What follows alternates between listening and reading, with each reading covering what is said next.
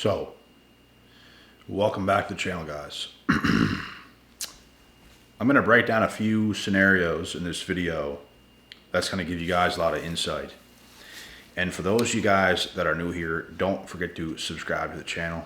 Don't forget to come follow me on Instagram. The exact same username is here on YouTube. So guys, it's a very normal thing, and I'll start with this. It's a very normal thing to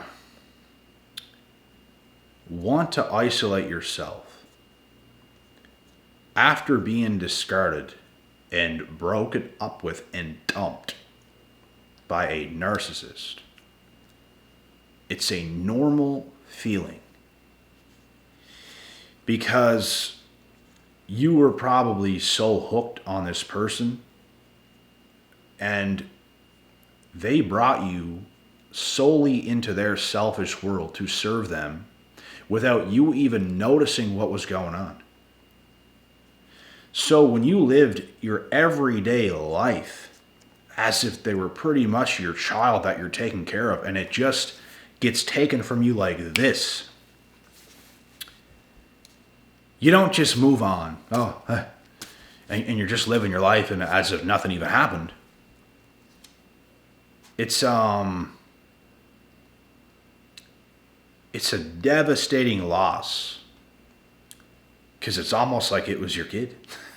It's almost like it was your child, and it's just taken like this. Like you don't see it again, and you spent so much time being there for it, doing things for it, just being there all the time. You know, it's like they're in the picture every hour of the day, all the time. So it's devastating. And that's what you were accustomed to. That's what you were used to. So when that's gone, you weren't used to being out there, hanging out with your friends, being social with everybody else, doing a whole bunch of things that you like to do. You got trapped in with a narc, guys. You got trapped. So it would almost feel odd to just talk to friends again and be around family and social events and doing a whole bunch of things that you enjoy doing, because when this comes to an end, you're not going to enjoy anything.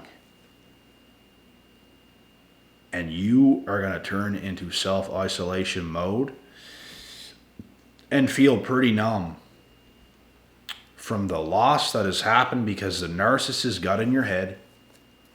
They made you think about them 24/7. They made you be there for them all the time. They brainwashed you into thinking that you're a bad boyfriend if you're not there all the time. And that's not how they say it. They just make it seem that way. So it's like you just are there all the time. You just do things for them all the time. You're just always there. So when you're used to doing that for so much of your life and for months and months and months and sometimes years, sometimes you guys are involved in that situation for years, and it's a messed up thing to get out of, bro. I've been on the end of being head over heels for a person like that. You're so involved, and then you get discarded like this. And you weren't fully focused in life. You weren't fully focused on doing things that you like to do. It almost became all about them. And that's the worst case scenario. To get discarded by a narcissist when it becomes all about them. You love them at the time so much. You like them so much. It's like you almost forget about your friends. You almost forget about your family. You almost forget about yourself and your hobbies and everything else. Especially if this is a first love type of situation. And for me, it only happened to me once when it was this bad, but it's the worst case scenario. Because that's quite literally how it is. You ain't going to be the same for years. It's going to take years because of how invested you were to this person. And I got unlucky in this situation because I was a rebound person. And this was in high school, like the first time. And it wasn't like a very quick rebound just like this.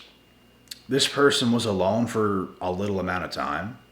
And then we end up being together. But this person, I don't even think was completely over the person that they were previously with. And we were all young at this time. So I end up getting screwed. I end up getting screwed big time. Discarded, abandoned, and all this stuff. And I was head over heels for this person at this time when I was in high school. And that was my first experience of narcissistic abuse. Because you get used. It does not matter always, guys, how good you are. That's not the thing that matters, because some of you guys think, oh, well, if I'm good and I level up and I'm a high value man and all this stuff, then I am the king. Everything goes my way with a woman and all this kind of stuff, and that's how it is. It's not always that way. Is that going to get you more women? 100%. Is more women going to want you? 100%. Does it mean automatically everything works out with every woman? 100% not. So, even though you're really good for them, which this person admitted that I was, they just were not in the right headspace. And I ended up getting abused by a narc who was not developed in the mind. And if you think about it, what teenage girl is developed in the mind? But that was my first experience with narcissistic abuse. It was narcissistic abuse. If you've seen the way it all played out, it 100% was. From start to finish, it's exactly how it was. So, I believe since things didn't work out with this girl, let's say, and the other guy, when me and her tried, things got in so far. Did this girl like me? Yes. But I also believe she feared abandonment so hard, and the fact that she was in a relationship prior to this and it didn't work caused her to love bomb the shit out of me and then push me away, but then want me back again, but then push me away, but want me back again, and push me away and want me back again, because I was good for her. It's just that there's nothing they can do if they're in that state of mind, and that's the thing. So there's a situation like that, and there's also a situation where, you know, like if you get done dirty that bad and you have no experience with narcissistic abuse, you're going to go into self-isolation mode. It's going to sting real bad. You're not going to want to be around anybody. And at the time, that was me. I didn't want to be around friends. I didn't want to be around family. I wanted to work my ass off and not be seen. I wanted to disappear. I just wanted to, you know, even get out of my damn country. That's how bad it is, bro. Like, I just want to be rich and successful and famous and leave the country and flip everybody off and get out of here. That's how bad it can be. But obviously that didn't happen. And did I become successful? Yes, that did happen. But I didn't flip everybody off and flee my country and everything else. No, that didn't happen. Because time kept going on. And over time I healed. And within some years, I was perfectly fine. It didn't matter. Anything that person did to me, it didn't matter. And even 3.5 years later, that same person tried to come back with me, and they tried for a couple years straight, bro. I just couldn't do it. Like, I'm telling you guys now, there was not 1% out of 100 inside of myself that even wanted that person back at all. Like, zero. Not even 0.1%. Nothing. Nothing. So, like I explained, there's situations like that that are really bad because of how naive you were and how much experience you lacked. And then there's the situations where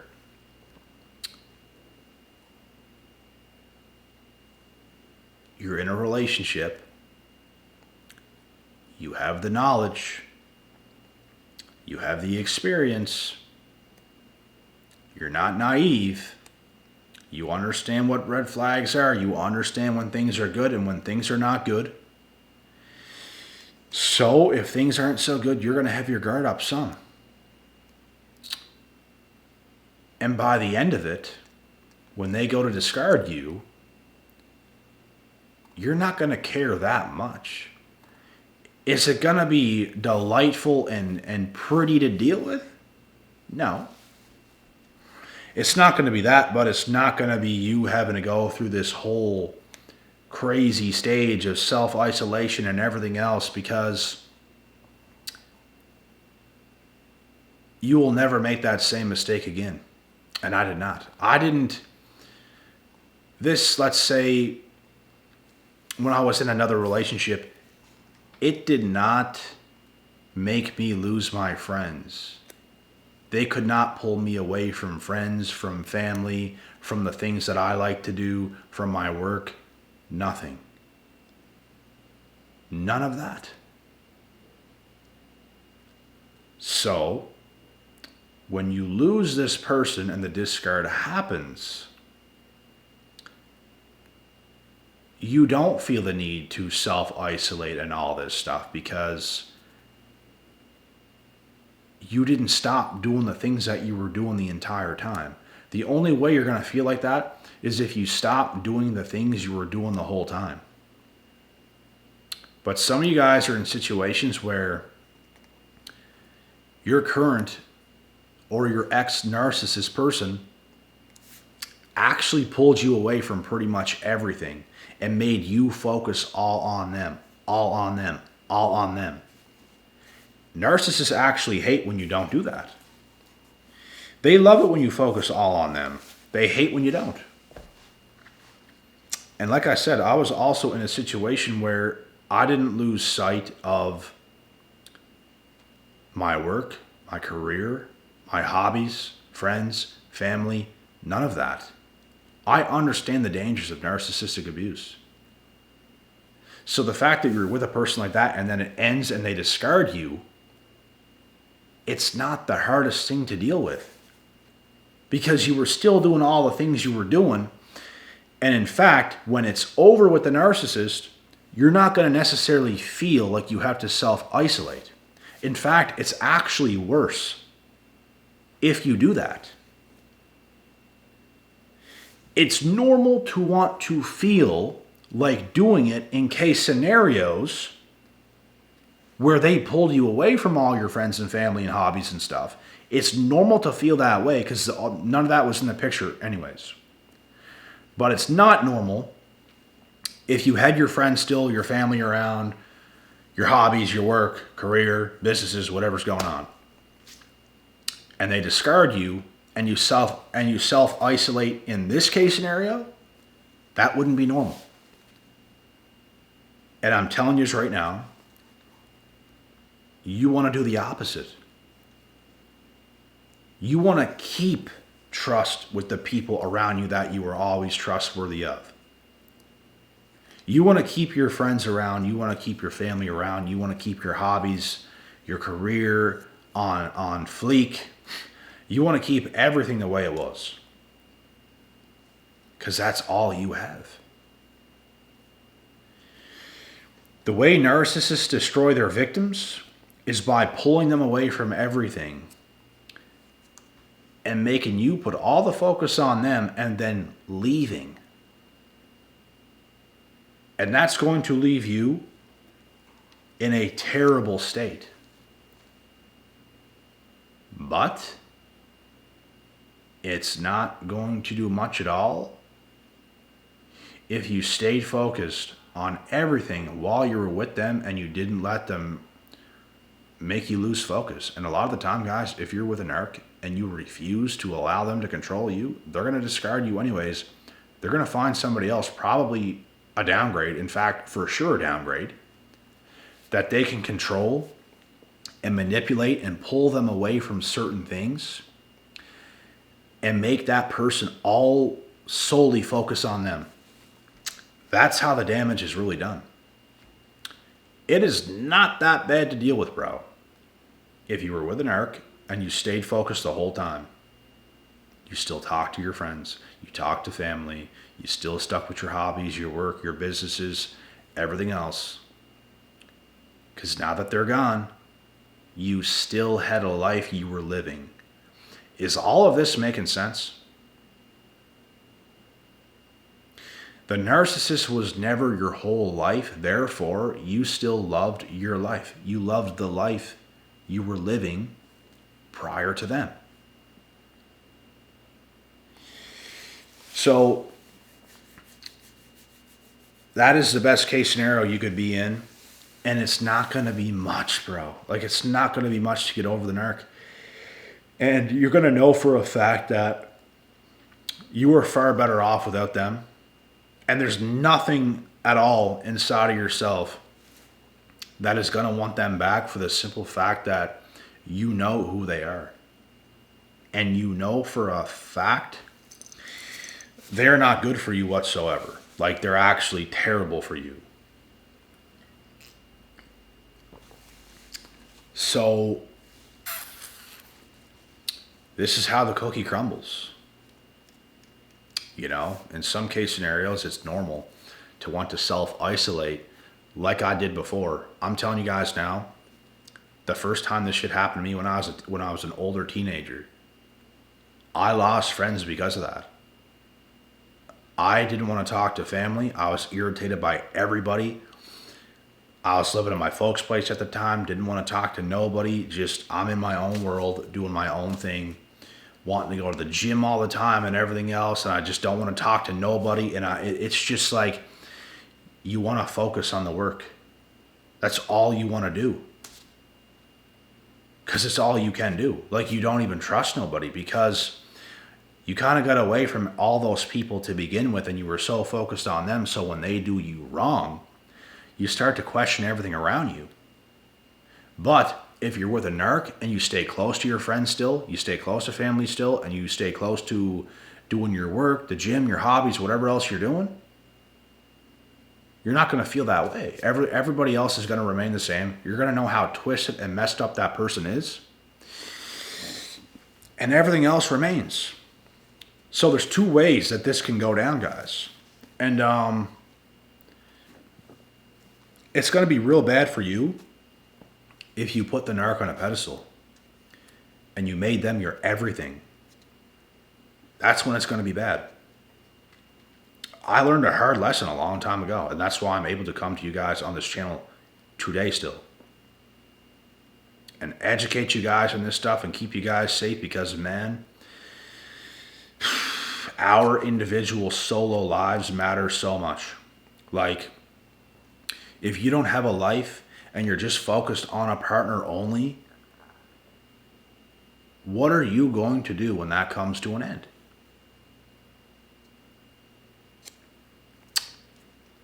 It happened to me. I got blindsided. I was like, it's the first love type thing. You're young, you're in love, it's magical. Oh my God, you've never felt this way about nobody before. You get lost in that. You get lost in that.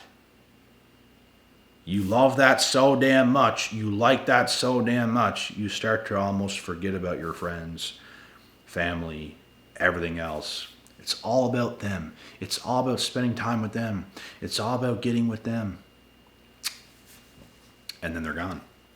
And it crushes you inside and out. And that's when you go cold as ice and you have to adjust. You're not the same person you were prior to this narcissistic discard. You can't just go around your friends now. You can't just talk to family like everything's normal, because it's not. You're not feeling normal at all.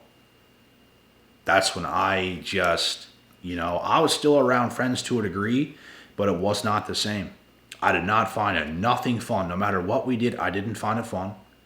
I felt alone, no matter who I was around. So I slowly stopped getting around friends completely and just focused on my own self. And that's what needed to happen anyways. Because at this time of my life, I didn't fully know who I was. I knew I had a lot of gifts and talents and stuff.